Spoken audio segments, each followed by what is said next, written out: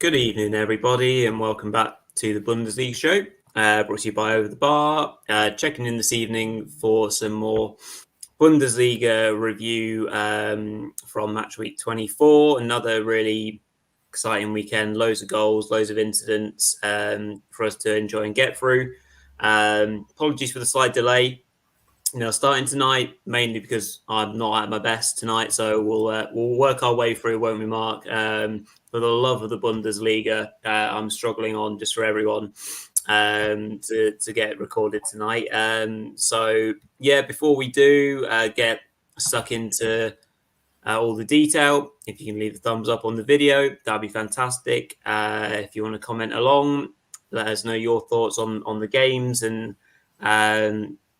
talking points from this weekend. Of course, if you can hit the subscribe button, even better, and leave a rating and a review on podcasts. Right then, Mark. First things first. How was your weekend? Do you enjoy all the action?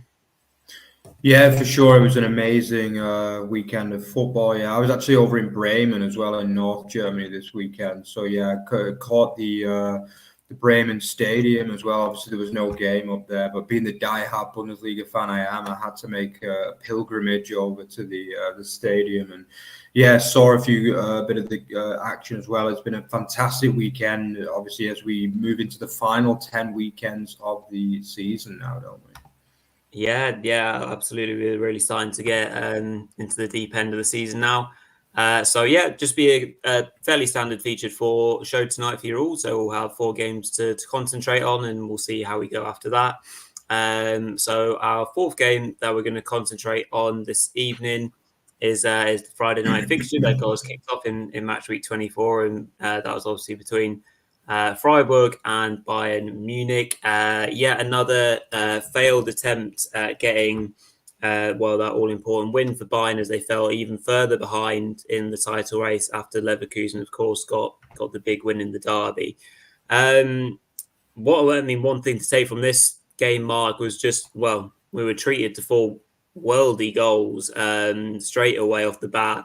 Obviously, Freiburg got themselves out ahead, and that was a crazy spell of play, in fairness, because the goal comes directly after was it Shalai who goes to the overhead kick? Yeah, Shalai had the shot saved and the overhead, so yeah.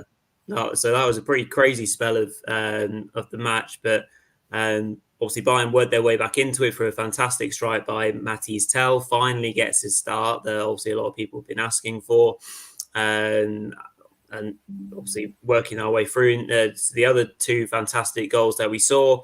Musiala just dribbling through everyone physically possible. Maybe not the best defending that you'll ever see from Freiburg, to give what everyone thought was going to be a really important victory for Bayern. But Freiburg held on in there, and directly from a long throw in, a bit of the ball falling in the right place, and was finished really, really well. Like a beautiful curled volley, really clean hit by Holler to make it 2-2 and to prevent Bayern from winning once again. First off, I guess for the title race, Mark, this is yet another nail in the proverbial coffin. Yeah, I think it was Leon Goretzka described Bayern Munich's season as just basically a nightmare that just keeps on, doesn't want to end, basically. That's what he said about the Bayern Munich season. And yeah, it was another dark day in many ways, because, Freiburg just tore them apart in moments in this game. As you say, scored 2 really good goals, but they had other chances as well. I think Grifo missed a chance after dribbling through about 4 Bayern defenders as well. Yeah. I think Gunter missed a really good chance at 1-0 as well. If he could have put that one away too, then, at 2-0 down, they would have been in all kinds of bother. But yeah, this was a beautiful game of football, actually. I don't want to focus too much on Bayern's woes, because Freiburg played really well, and Bayern also did in attack at times, but just the defense is really poor. And to be honest, Freiburg have some of the same issues as what Bayern do at the minute as well, because their defense is also not firing. As you say, the Musiala goal should have been defended better, and to be honest, Tell also had too much time to pick his spot as well in the first goal. I think their issues are mostly at right back. I mean, Sildilia is just not performing at all. And like Rizzo Doan, a lot of the time he comes so far back to that full-back position to help out Sildilia because he just can't defend at all, basically. So, yeah, that's definitely a position that Freiburg need to work on. But, yeah, for Freiburg, I thought Grifo looked back to his best. I mean, the hurler goal was amazing as well. What a strike that was. That was so fantastic goal. And, great to see Gunter back in the side and playing well too, because, he's missed too much time this season. And obviously he has started the last 2 games, so he looks as though he could potentially be back to some kind of form, because obviously they've got a lot to play for as well, the Sport Club. Obviously got West Ham over a 2-legged tie to me, in the last 16 of the Europa League. So, I wouldn't put it completely beyond them to win that tie, in truth, because they are playing a little bit better now. I think, against Lens, and then in this game, they look more back to their old selves, particularly going forward. So that's going to be an interesting tie. As for Bayern Munich, I mean, the defence, what can you say, really? I mean, obviously he went with Kimmich at right back in this game, and that also didn't work out. He was hooked quite early on in the game. Goretzka, Pavlovic in midfield, was okay, but not. It was too easy to play through that pivot as well. What Konrad Laimer has to do to get a start in midfield, I really don't know, to be honest with you, because, I mean, to me, it's just a complete mystery, really. I mean, I've been saying it all season, that every time he's played there, I think the best performances we've seen from Bayern Munich this season have included Konrad Laimer in that pivot position, just in front of the defence, particularly the game when they won 4-0 at Dortmund, which was, widely seen as their best performance of the season. A rare bright spark this year under Thomas Tuchel, but he's barely played there since, basically. So clearly Thomas Tuchel doesn't agree that he was so good. Maybe he's failing to see what just about every other German Bundesliga enthusiast thinks. But hey, it is what it is.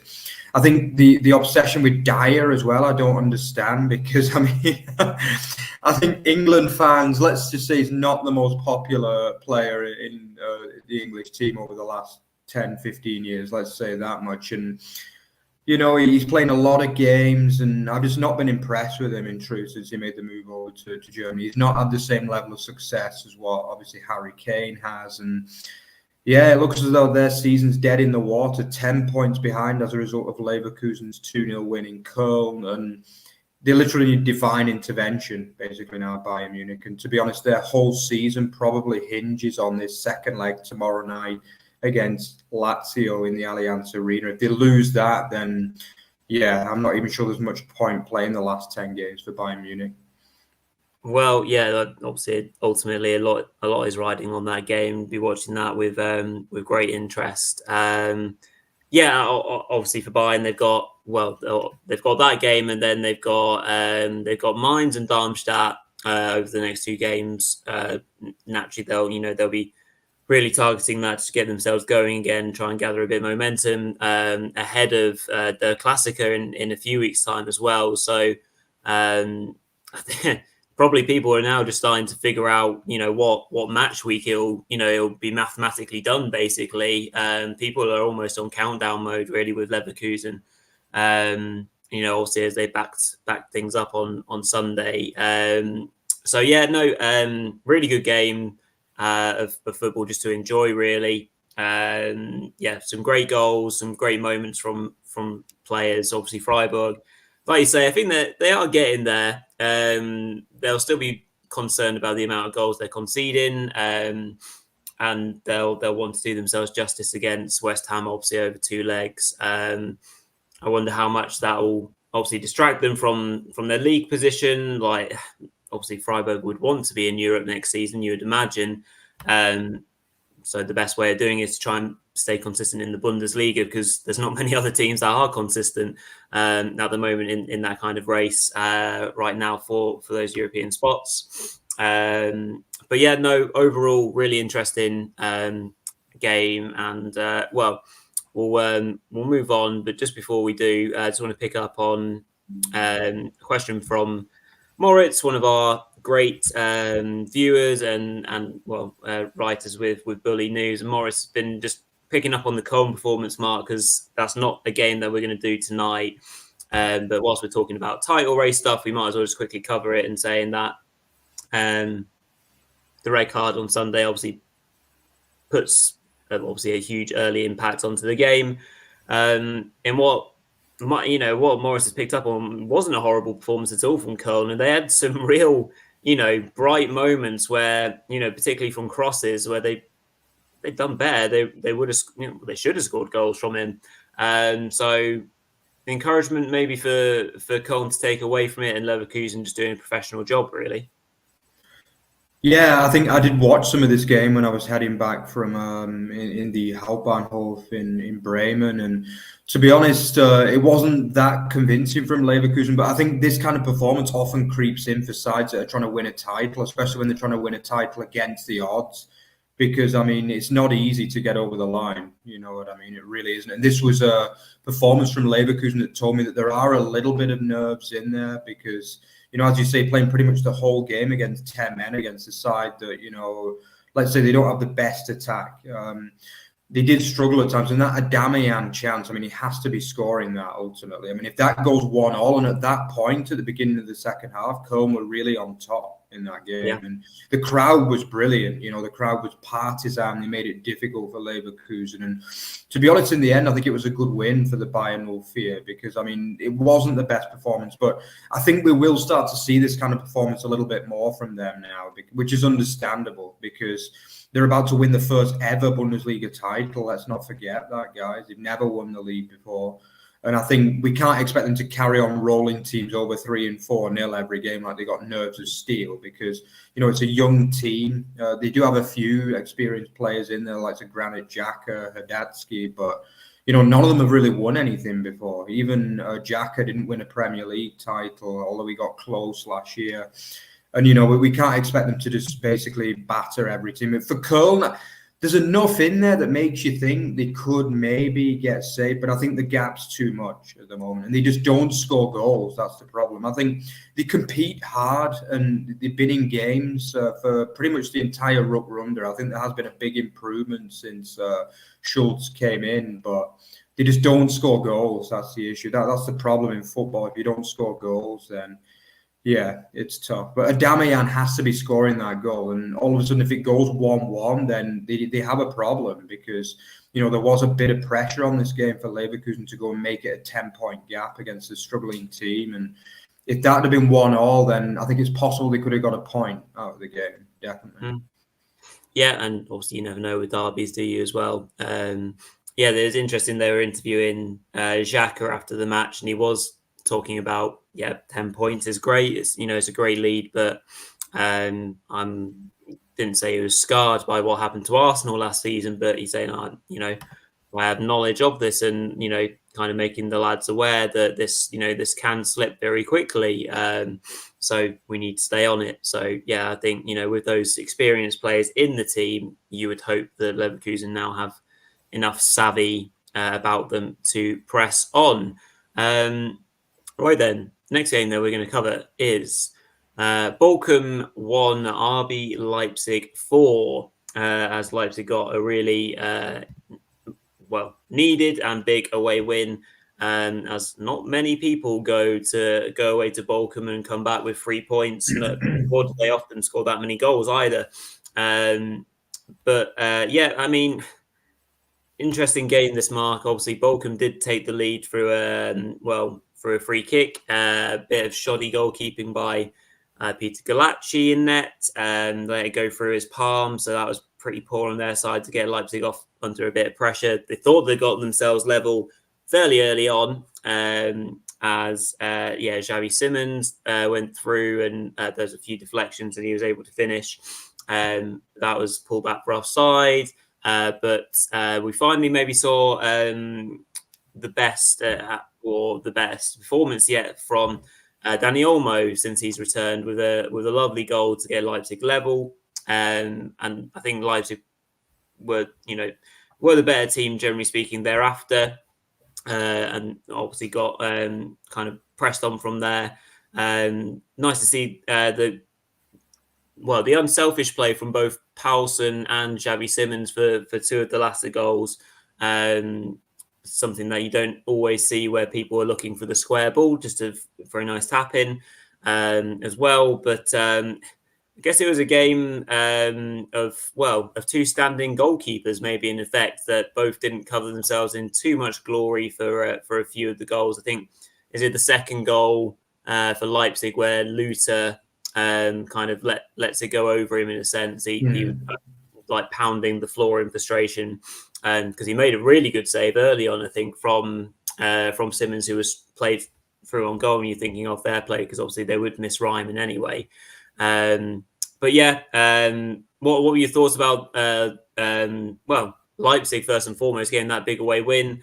I can't remember what we predicted for this one, to be honest. I know Runa was saying they expected Leipzig to do well based on the Balkan players' availability. Did we see a 4-1 away win coming?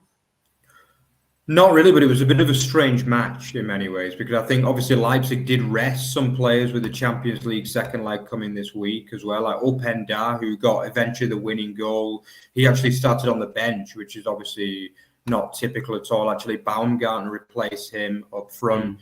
I think also Sevald started as well, which is not typical as well. So there were a few, not heavy changes, but there were definitely changes to this RB Leipzig side. I think the first point I want to make is about the goalkeeping situation at Leipzig, because basically Blasvik hasn't had a good season at all, in my opinion, in net. And I think Gulati, since he's come back, has also struggled as well. So that's definitely been an issue that we've never really seen before for Leipzig, because they've always been relatively solid with goalkeepers. But this particular season, Blasvik has made a lot of errors as well. And then since Gulati's come back, he's also made errors. So it seems a little bit unclear who's the number one at the minute at RB Leipzig. But yeah, as they often do, with guys like Javi Simmons and Dani Olmo on the pitch, you're going to score goals, aren't you? I just think Javi Simmons is an absolutely wonderful footballer. He's a fantastic player to watch, and it is going to be interesting to see what happens with him next season, whether he stays at PSG or whether RB try and sign him.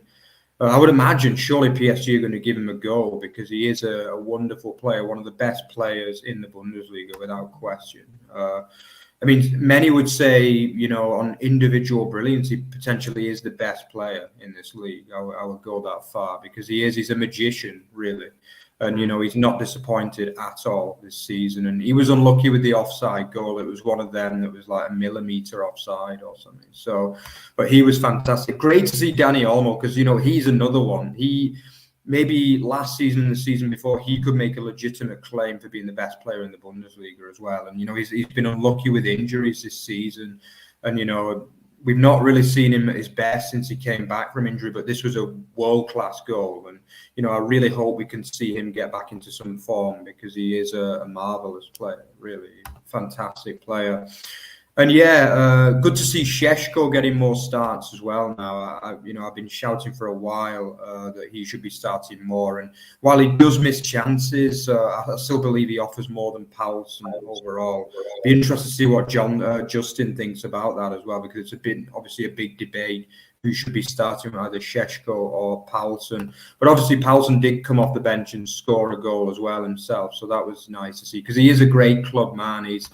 To be honest, he is truly a kind of RB Leipzig legend, really, Paulsen, because he's been there since we were in the Dritte Liga, I think. He's been there a long, long time. And, he just doesn't want to leave the club, even though he doesn't get as much game time anymore. But fantastic man, fantastic leader for that club. And yeah, what can you say? Openda, he's now got 17 goals this season in his first year, and we have mentioned on this show before that he does miss chances, but nobody can argue with that. He's an out-and-out striker. He's fantastic running in on goal, and he has become more clinical as the season's gone on as well. I think early on he was missing maybe too many chances, but I would say that especially in the Rückrunde, he's been putting most of them away. And, he's got a big career ahead of him at RB Leipzig. And I think he's had a very, very good breakout year. All in all, looking pretty okay for Leipzig again. They were a little bit unlucky to lose at Bayern last week. And I still believe that they've got a chance to qualify for the top four, but they're probably looking a bit better than Dortmund in truth at the minute. But the problem is Stuttgart just keep going and going and going, don't they? So, I mean, until Stuttgart fade away, then one of Dortmund and Leipzig are going to miss out on the Champions League next year. Yeah, well, pretty crazy to think. Leipzig have got a good couple of games coming up in the league. They're now next up at home to Darmstadt. Then they go away to Köln. Of course, Köln have been playing better, but still struggling ultimately to find the back of the net. Then they're at home to Mainz. And then it gets slightly trickier for Leipzig. But obviously, it's just about backing things up, isn't it, ultimately? For Leipzig and just finding that that consistency, whatever happens to them in Europe, with regards to Real Madrid, kind of bit of a free shot in a sense. They had their big opportunity when they're at home to Madrid. No one expects them to go away to Madrid and overturn that deficit. So we'll see what happens with that. And well, obviously, if they do go out, then they've got the freedom to concentrate on the Bundesliga and make sure that they're back in the Champions League. And Justin just saying that Leipzig going for the Genk goalkeeper next year, Martin van der Voort. So that obviously picks up on your point, Mark, about the kind of uncertainty at the moment for sure. But yeah, Openda having a really good season. Šeško, has been impactful as well. So yeah, absolutely, things looking okay for Leipzig at the moment. Bochum just slipped off a little bit recently, Mark. Obviously conceding 5 to Gladbach, 4 to Leipzig now. Slightly down to maybe personnel not being available, but they'll just want to be careful that they don't get dragged too much into the mire of relegation thoughts. Obviously, they are they're officially in 15th place, but they've got obviously that buffer ahead of them at the moment of 8 points from Köln. So it's still pretty comfy, but they'll be sweating on that nonetheless. Especially because there's really not a great deal in it with regards to goal difference, other than Darmstadt, who are obviously a little bit further behind on goal difference. So yeah, that's all good, and we'll move on to our second last game of the show tonight, which was the top spiel, the game on Saturday evening, which I couldn't watch live as I was out and about in Sheffield, but keeping a really close eye on the match, Mark. And 3-2 to Stuttgart. As you say, they keep on going against the Wolfsburg side, who obviously still remain inconsistent. And obviously the scoreline 3-2 is a close game, but I felt that this is the best performance that Stuttgart had maybe thrown in for about 4 or 5 games. What about you? Yeah, it was a very good performance because you've got to remember that Leipzig and Dortmund had just won away from home earlier in the day, so there was an element of pressure. And as you say, Wolfsburg might not have won in 2024 yet, but they are a real Jekyll and Hyde team. Like, you just don't know what's going to come from them at all. And while they haven't been winning many games, they did draw against Dortmund in the last home game. So they are still a hard team to beat at the Volkswagen Arena. But I thought Stuttgart were really good. Yeah, I mean, it was good to see Guirassy back to his best as well, because I think obviously he went to the AFCON and then he kind of I think he got ill. It wasn't an injury, but he got a bit of an illness coming back from that. So he hadn't been as good, I didn't think, against Köln last week. But in this game, he was superb. I mean, that was a brilliant opening goal. The header was top draw. It really was, showing his quality again. I actually thought Wolfsburg played well in parts as well, to be honest. I thought it was quite a good game to watch, this one. I think, the equaliser from Mähler was good. Mähler's probably not really hit the heights that people expected, in truth, of him after the kind of big name move, really, from Atalanta in the summer. But this was his second goal of the season. And, they'll be hoping he can kick on for the rest of the campaign. But yeah, I just think, again, Wagner, man, was a machine in this game, by the way. He was very, very unlucky to get that first one disallowed. But then to have the bottle to go and score another just a few minutes later, and it was a great finish. Wow, that was a beautiful goal, the third one from Wagner, man. It was a marvellous strike into the bottom corner, and it was no chance for goalkeeper Castile. So, yeah, I mean, I agree. It was a really good Anton, who's just getting better and better, to be honest, Anton. I feel as though he's been linked. Is it with Bayern as well?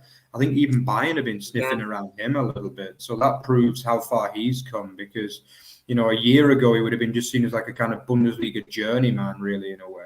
Not really a player that's going to be bothering the top teams. But it just sums up how many players in this Stuttgart team have just improved out of the box, basically. And, another one of them is Maximilian Mittelstädt. He's just been ridiculous as well, basically.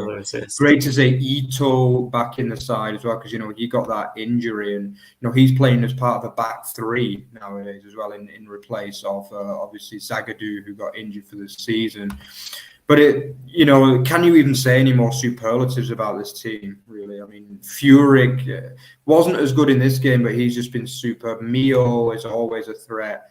And even Leverling coming off the bench was brilliant as well. He kind of was the one that pushed Stuttgart to kind of create even more chances, I felt, in the last 20, 25 minutes. So respect to him. Great to see Silas come off the bench as well, and even Undav after missing a few games injured. So you're pretty much at a full complement now. I think there's only really Zagadou who's out for the season. And you're really starting to think, Rory, Champions League, here we come. Because I just don't see I don't see a major blip. The same as with Leverkusen. I just don't see any major blip from this side. I think if there was going to be a blip, it was that time when they lost the first two games of the Rückrunde, when they lost to Gladbach and Bochum back to back. And you were thinking, Gurassi's at the AFCON, can you back it up? But then you beat Leipzig 5-2, and since then it's just been cruise control, really. A minor blip last week against Köln, but bounced back with a great performance here. And, you're 10 games away from a sensational Champions League run, effectively. Yeah, as you say, covered it really well. There's so many positives that you can take out of the weekend. The return of Undav, the return of Nubel in goal is really important for us as well. In the sticks in terms of how we play out. Bredlow is a capable stand-in, but he's not on Nubel's levels. All the players that you picked out there had really good games, importantly. And as you say, looking back on the highlights, which are caught up on now, having not watched it live, it again, looked like a really good game. As you say, Wolfsburg did have their moments and they scored a really good goal from Mailer. Obviously, their second goal has an element of luck to it in terms of the kind of the ball bouncing favourably. But Stuttgart have it all there for them. I'm not saying anything yet because 10 games, there's still plenty of time. And Dortmund and Leipzig both two teams are completely capable of going on unbeaten for the next 10 matches as well. Obviously, I think there's a game between Dortmund and Leipzig still to come, if I'm not mistaken. So that could have huge connotations for the top four battle, and we'll be watching that with great interest. But the daft thing is that Stuttgart are closer to Bayern than they are Dortmund. In second place, 4 points behind Bayern, 6 points ahead of Dortmund, and then Leipzig just a point behind. But I think it's the VfB are very much looking behind them rather than can we catch Bayern? Can you imagine that if they finish second? So as you say, all is well there. Obviously, it's another loss for Wolfsburg. Slightly better. They've been, like you say, Jekyll and Hyde. 6 wins, though, Mark, out of 24 this season. 30 goals scored. Same points as Bochum. So effectively they're in the relegation race, as it were, with pending this big-ish gap between, Köln and the rest. I don't know what Kovac has on the board at Wolfsburg, but I mean, like, I'm amazed he's still there. Like, we see teams pulling the trigger on, you know, on a lot less, and Wolfsburg have, you know, as a team quality perspective, you expect so much more from them. I'm not just talking about this game because, yeah, obviously the loss is just another loss, but it just compounds everything at the moment, and I just don't know how he survives the rest of the season, to be honest. Yeah, it's a minor miracle, to be honest. It's like a Bundesliga miracle. It truly is. There's been a couple this year with Leverkusen and Stuttgart, but this is definitely the third Bundesliga miracle this season because, I mean, I see Moritz has said it is the mediocrity of the bottom three. And I don't think it is that's saving them because Wolfsburg should be nowhere near the bottom three anyway, basically. I mean, they've got a massive, massive budget. Seriously, if anyone who's interested in like Bundesliga budgets, you can find this information on like Transfermarkt and stuff. Like Wolfsburg are well up there in like 4th, 5th of the budgets in the Bundesliga. Yeah, they've got an absolute monster budget, really. Some of the players at that club are earning like 3 times the average player of like Freiburg, Union Berlin, Augsburg, and they're all teams that are above them at the minute. And it's just not okay, basically, what they've served up this season. And yeah, I mean, Kovac himself is probably on an absolute fortune as well, I would imagine. Yeah. And maybe that's the reason why they don't want to fire him, because they don't want to pay compensation to yet another manager. I think more than anything, that's the likely reason. But it's not good enough. I wouldn't say performance-wise it's absolutely terrible. I mean, you can't, you know, they have been a bit unlucky in some games. Like they conceded last minute against Frankfurt last week, and they weren't terrible in this game. But at the end of the day, with that budget and like the buying power that they've got, it's not good enough, really. And, you know, a lot of the players they're signing are like really highly rated all over Europe. The likes of Maya, for example, I think they paid 25 million euros for him. That's probably more than what Freiburg spend in 3 seasons on transfers. You know what I mean? Just on one player. So, I mean, that tells you everything you need to know. And it's not good enough. And I don't know why he's not been sacked, in truth. But it probably won't happen now this season, I don't think. Because what's the point, really, now? The season's already gone, effectively. And it's been the 3rd disappointing season in a row where they've not qualified for Europe. And it's a club that just seems to be kind of stagnating in many ways. And, you know, they need someone to bring fire back into that crowd, because the atmosphere often looks flat at the Volkswagen Arena these days. And it's been like that for probably 2 years, really, now. And, yeah, it's a club that's not in a real great moment at the minute. And, yeah, they need someone better, basically. Yeah, I think Peter was saying a few shows ago that he's really, I'm not sure it is in concerned for them, but as in like for their season. Just looking at their fixtures, Leverkusen next, Augsburg, Bremen away. Don't see them winning any of those. Leipzig as well, not too far off. Bayern still to play away. I mean, they've got Darmstadt at home and Mainz at home for within the last 3 games. Might even be relegation 6-pointers by that point, honestly. They haven't won a game in 1, 2, 3, 4. They haven't won since beating Darmstadt 1-0 on the 16th of December. They've drawn a lot of games, which might have got him, Kovac a bit more credit in the bank. But yeah, it's quite staggering, really, for Wolfsburg. So, we'll see if they can turn things around in these last 10 games. And so we will duly move on to our last game of the weekend, and it's a celebration for the Bavarian brothers of yours, Mark, as Augsburg went crazy on poor old Darmstadt. 6-0 scoreline. 5-0 by the 30-something minute. I forget exactly what it was. The 29th it was. Oh, wow. Yeah. And so, yeah, the 6th goal comes quite late in the day. 2 goals for old boy Philip Tietz. Another couple for Demirovic. And I mean, where do we start with Darmstadt in this one? And, we've loved having them in the league and their story of how they got promoted. And and we're so thrilled to have some new new teams for us to cover in the Bundesliga. But after an initial okay spell, things have gone quite sour for them, haven't they? And this defeat really just kind of hammers home the difference in quality, I guess, in terms of the Bundesliga, and Darmstadt players just not being able to step up to that level.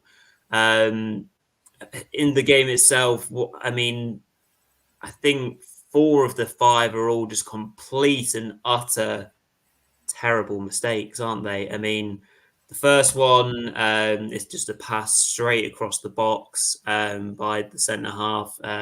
His name escapes me now. Losing the ball in midfield really poorly. I mean, Teets literally was given a gift for that first goal to make it 1-0 after like a minute, and that pretty much set up the entire match. I mean, if things weren't tricky enough, Mark, I mean, we'll come to the end of the match where I think the clip's gone pretty viral.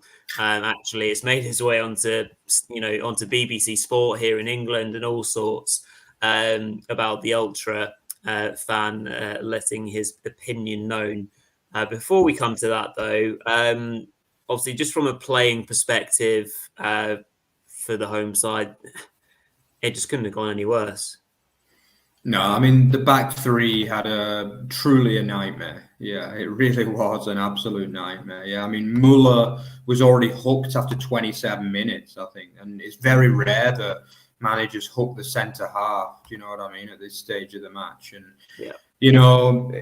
I actually felt sorry for them because, a lot of people now are kind of talking about Darmstadt as being like one of the worst Bundesliga teams. I actually don't think they have been that bad through the season. I just think this was a bad day, truly a bad day. Yeah.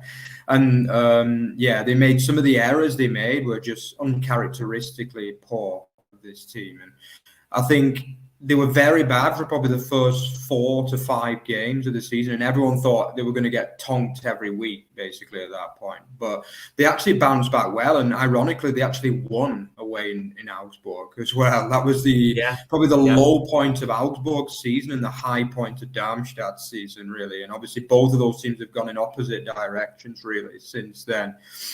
But yeah, I mean, it's just a lack of quality, my friend. You know what I mean? I mean, that's why I kind of found it a little bit harsh that they were getting so much stick, because the squad just isn't Bundesliga quality. It's as simple as that. Like, I watched them. I actually watched Darmstadt last season at Nuremberg, and they needed a win to get. It was, I think, 5 to 6 games before the end of the season, and it was a big result for them to win. But they won courtesy of a Nuremberg own goal, and the rest of the game was just unwatchable. Basically, they won. It was ultra defensive. They kind of got promoted on the back of very defensive football. And then basically goals from Philip Teets, who ironically got a double in this game. He bookended the scoring in this match, didn't he? Yeah. So they weren't like a great football team anyway. They were just a hard-working roster, you know what I mean? But they just couldn't get any big names in at all, I mean, really, I think Pfeiffer was ironically the big signing this season. I think that, let's be honest, Rory, that tells us everything we need to know. And then in January, they brought in Just Van and the Bochum Messi. But the Bochum Messi somehow can't even get on the team at the minute. Yeah. I mean, I don't know how, but that's how it is. I mean, to be honest, the team lineup's been bizarre in recent weeks, if I'm being honest with you. Because, I mean, Tobias Kempe, who was one of the players who really impressed me in the early part of the season. I thought he looked like a Bundesliga standard player, but he doesn't play anymore. As I mentioned before, I mean, why Gerrit Holtmann doesn't start, I don't know, in truth. I even like the look of that Oscar Wilhelmsen at times, but he doesn't play. They brought in Polter, but he's just done absolutely nothing at all. Yeah. And the squad's just not good enough, pure and simple. It's just not good enough. And they've come against an Augsburg side who've got, I've never known an Augsburg team have as much attacking quality as what this squad does. So big respect to their manager, who's brought in some very good players to that club. And also, Obviously, yes, Torup, who's got them playing attacking football that we didn't know was possible for Augsburg for a long time since we've been covering this show. And, I've seen them live this season, and they're a very good team to watch nowadays. And just one man I want to single out, though, and he's been one of my players of the entire season. It's that man, Demirovic. I mean, what a season he is having, really.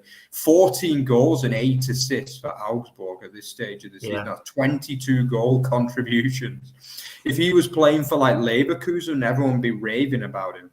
Basically, at this moment. And there's not one Leverkusen player who's got that number of goal contributions so far this season, and it's just absolutely mind blowing, basically, for a team like Augsburg. And respect to them, really respect to them. They've turned themselves around into a good team to watch.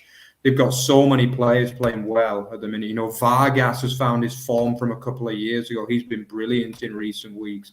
Tietz as a backup striker is now getting 7 goals, which is perfectly fine. Yep. If he can hit double figures, then he's had a really good season as well. And, Jensen, okay, he gave a stupid penalty away last week, but he had a really good game today. And another man I want to single out is Mbabu as well, because he's really been very, very good in that side as well. I saw him live against Bayern, and you could really see the quality that he brings to that team. And, just to make a good day even better, it was their first clean sheet of the season as well. So that is what they need to work on a little bit more. Augsburg, they do need to keep more clean sheets, which is ironically in the past, that was what they were good at, keeping clean sheets. But this season, they've just become like attacking machines, haven't they? And it's great to watch. They've become a team now that you enjoy watching, and big respect to everyone involved at Augsburg. Yeah, so I think they've scored 39 goals already this season, and that's versus scoring 42 across 34 games last season. So they're 3 off their total from last year, obviously with 10 games to spare. So as you say, really picking up on that goal scoring threat. They're really impressing, aren't they? The daft thing is now that we can almost say that, Augsburg have got a chance of European football, whereas only, was it last week or even 2 weeks ago that they were in 15th place and we were saying, they're in relegation race. That like the middle of the table is so condensed, it's untrue. So yeah, they're on 29 points. They're 4 points off Hoffenheim in 7th. Obviously Frankfurt have still got that gap to them, but that kind of conference league spot, obviously if it is for 7th place, then it is genuinely anybody's. Whoever wants it can have it, based on the form so far. And for Darmstadt, like you say, we don't want to go in on them too harshly. One thing that I do want to say for the sake of Darmstadt, particularly going forward, they've had a nightmare with injuries. So they've had Honsak out for a lot of this season, who was one of their better players early on. Obviously, the Scotsman, Fraser Hornby, a big physical lad. He looked okay in the games that I've seen him.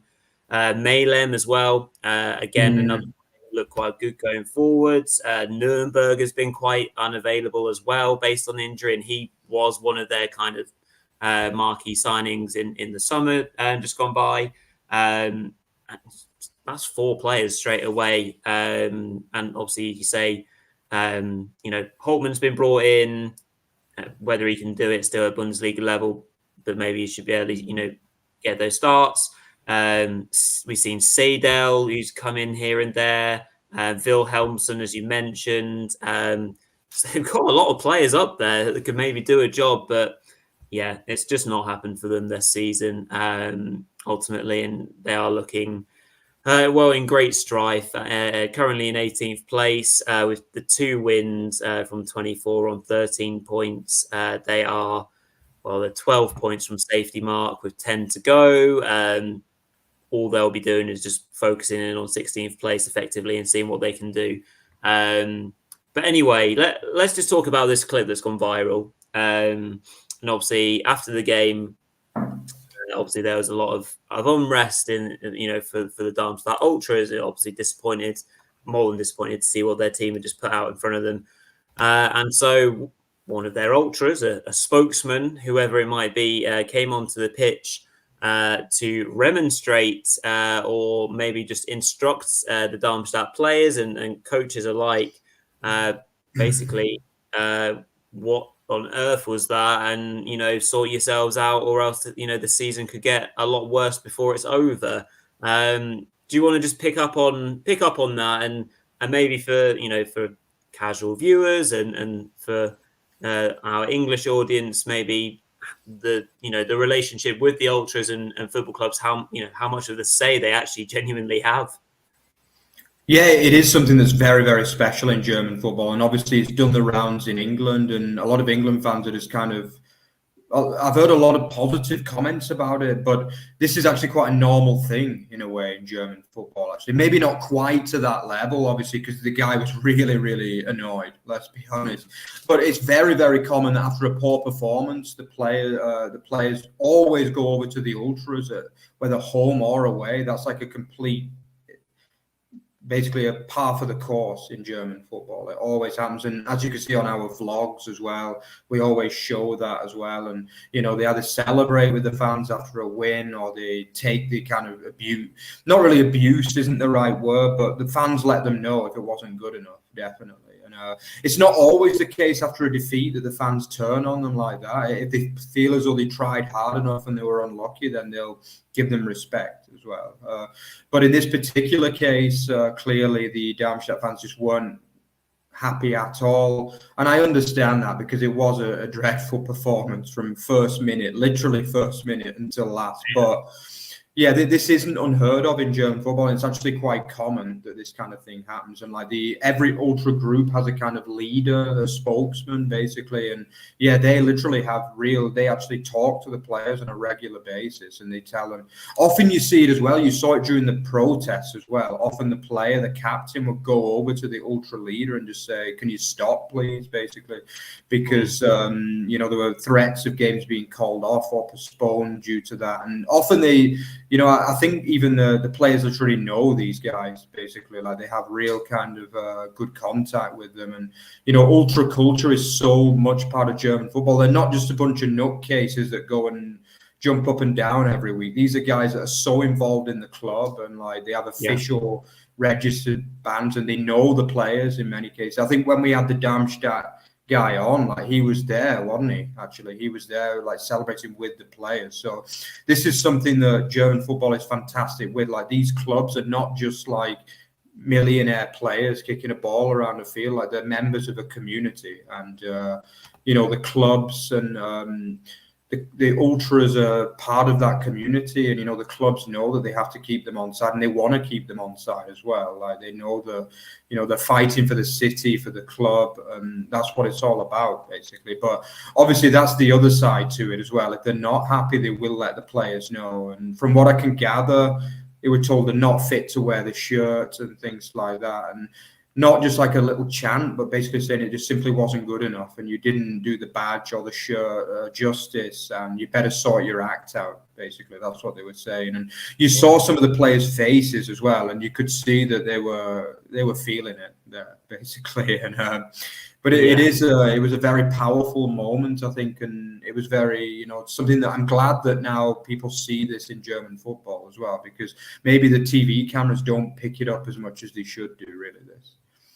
Yeah, very true. Rather unfortunately for Darmstadt as well, it doesn't get much easier as they travel away to RB Leipzig and then host Bayern Munich. Probably not what you maybe after when you want to react to a 6-0 humbling, but I'm sure we will see a reaction by the Darmstadt lads, and I hope to see one by them in the coming weeks as well.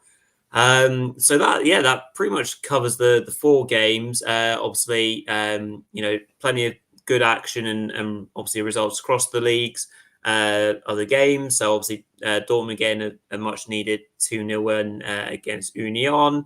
Mainz getting a point against Gladbach.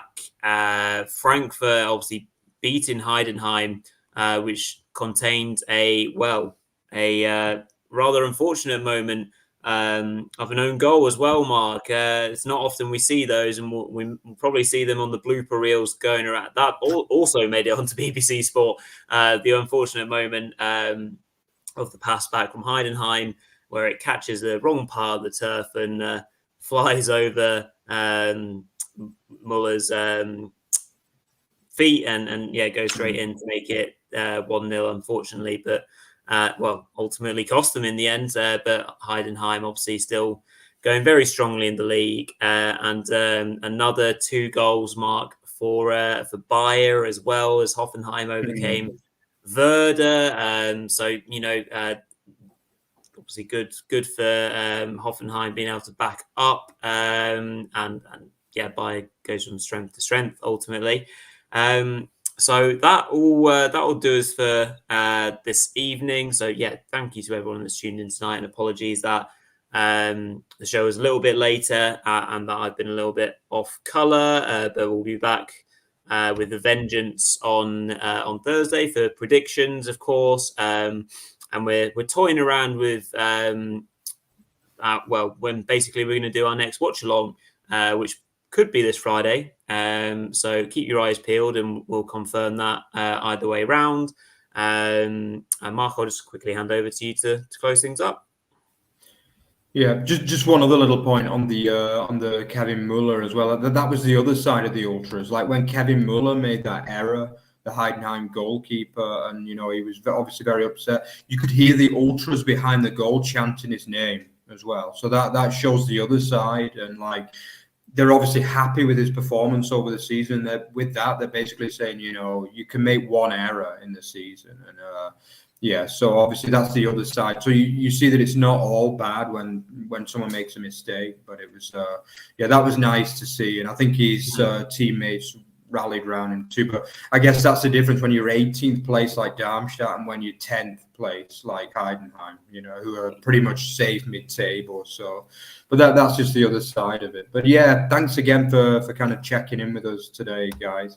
So if you enjoyed what you saw on the channel, then check out our X at over the bar FB and at over the bar extra. Don't forget, we're not only a YouTube channel as well, we're also a podcast, so check us out there. The link will be in the description. And don't forget to like, comment, and subscribe. So as Rory said, we've got a lot of content coming out for you as well. Also, don't forget to check out our vlogs as well. Myself and Peter, and also Ian's from England as well. So thanks a lot, guys. We'll see you again later in the week. Bye-bye.